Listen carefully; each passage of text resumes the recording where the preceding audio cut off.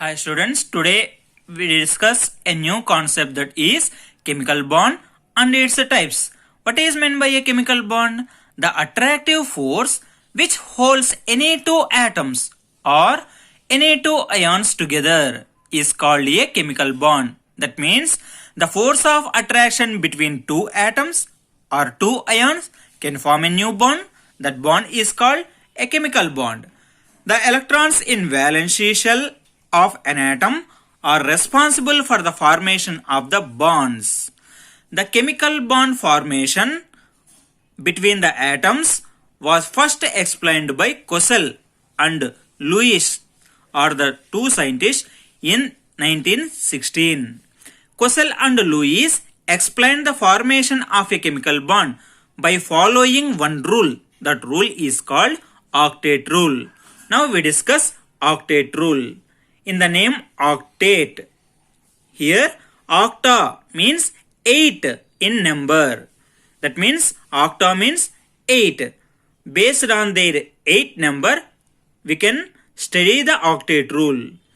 What is meant by octet rule?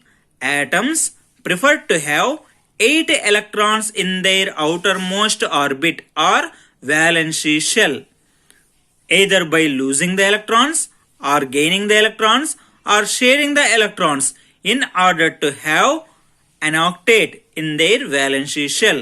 This rule is called octet rule. Atoms with 8 electrons in the outermost shell are chemically stable.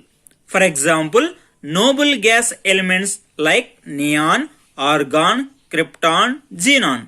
These elements are having 8 electrons in their valency shell. So, these type of elements do not take part in chemical reactions.